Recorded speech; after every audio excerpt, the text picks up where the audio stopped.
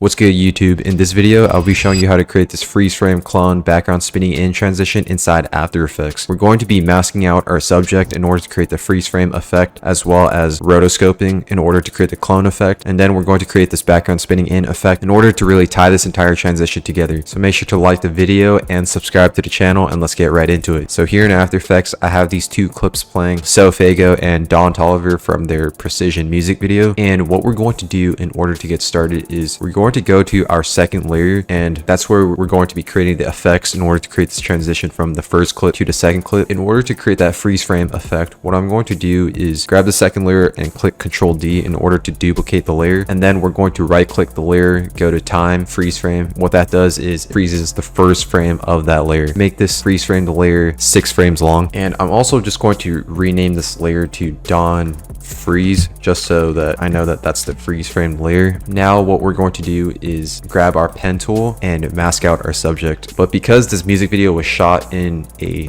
darker environment, it is a little harder to see my subject. In order to make it easier for me to mask out my subject, I'm going to add a curves effect to this in order to bring out the highlights as well as the values. And then once I'm finished masking out my subject, I am eventually going to delete that curves effect. I'm going to now mask out my subject.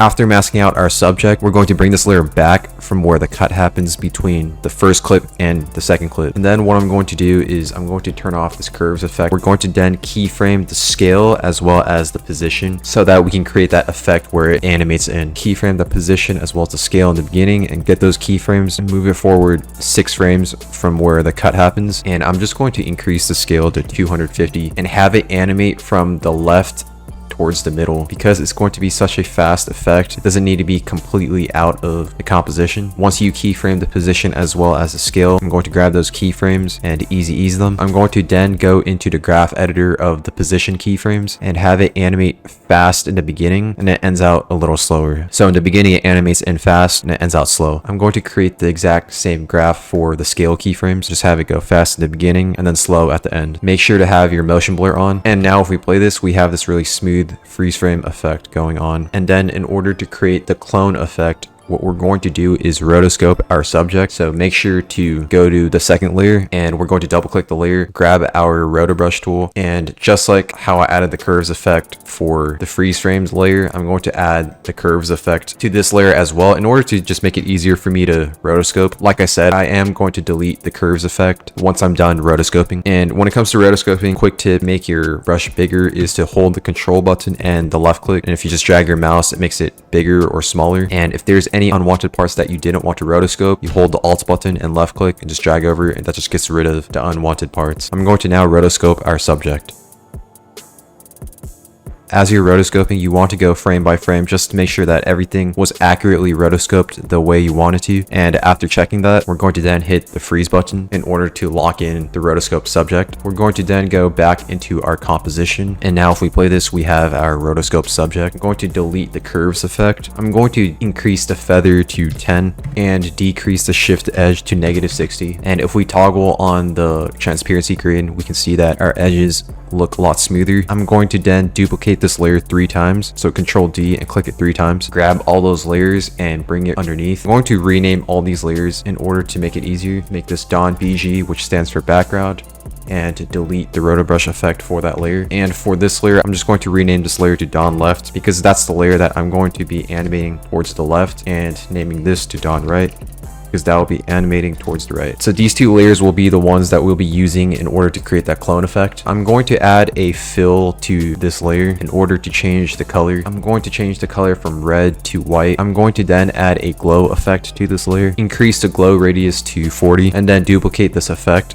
So click Ctrl D, and then I'm going to decrease the glow radius to 20 and decrease the glow intensity to 0.5. And then I'm going to grab these 3 effects, click Ctrl C, and then go to our other layer and click Ctrl V in order to just copy and paste those effects, because we're going to be animating both of these layers. I'm going to be animating the position for both of these layers. So keyframe the position in the beginning and go forward 8 frames. Since this layer is animating towards the left, I'm just going to subtract 960 by 300. I'm going to then go forward another 8 frames and just keyframe the position at the same exact position. Go forward another 8 frames and keyframe the position back to its original position.